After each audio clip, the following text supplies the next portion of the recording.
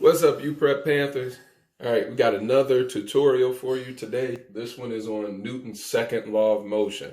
In short, F equals ma. All right, so when we're looking at Newton's second law of motion, right, the fact that force is equal to mass times acceleration, we're going to look at a couple different things in this tutorial to help us better understand it. First, we're going to explain the equation and walk through it.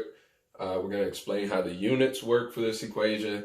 We're going to algebraically solve for each variable of this equation. Then we're going to do one practice problem. So this should be a quick video. All right. So explaining the equation, we've got F equals ma. All right. So F is force. M is mass. And A is acceleration. All right. So this is pretty straightforward. You can kind of imagine how it's true. The larger the mass is, the harder the force is going to be. For example, if you have a semi-truck and then you have a bicycle, right? The semi-truck is way more massive. It's going to create way more force upon impact. As the acceleration increases, the force of impact also increases, okay? And also, it's more than just the force of impact, right? If you want to accelerate something by pushing it, right? If it's very massive, you're going to have to use a lot more force to get that thing moving, okay? So when we look at these different variables, force has units of newtons, mass has units of kilograms, and acceleration has units of meters per second squared, okay?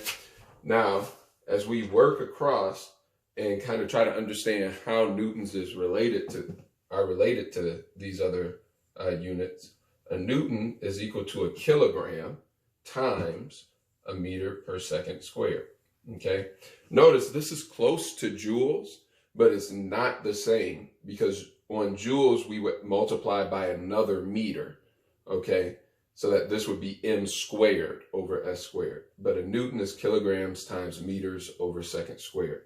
So I'm going to write this down in the bottom corner because it's going to be important as we continue to solve for different variables in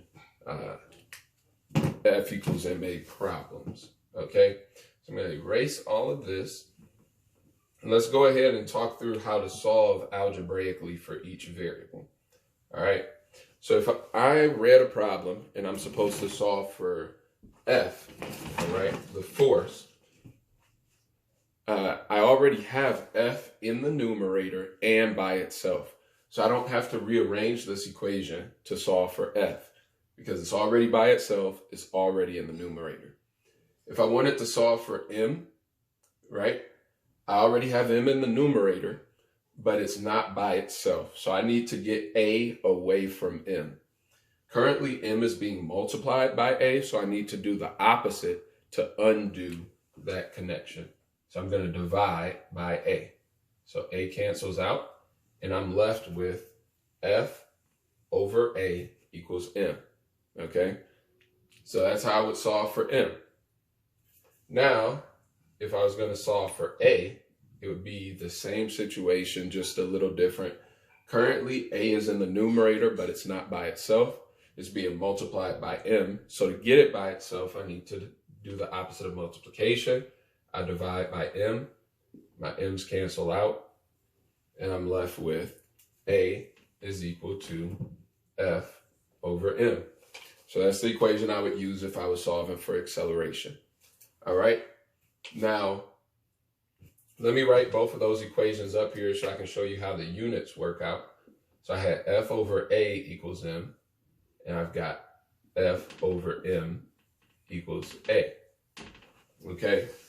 Now, for starters, we already know with F equals M to MA, we already know that's going to be in newtons because we've got kilograms times meters per second squared. Okay. So that's clear to us. But what are the units for these going to be? Well, we know that force is equal to newtons. And then we can break apart newtons into kilogram times meter per second squared.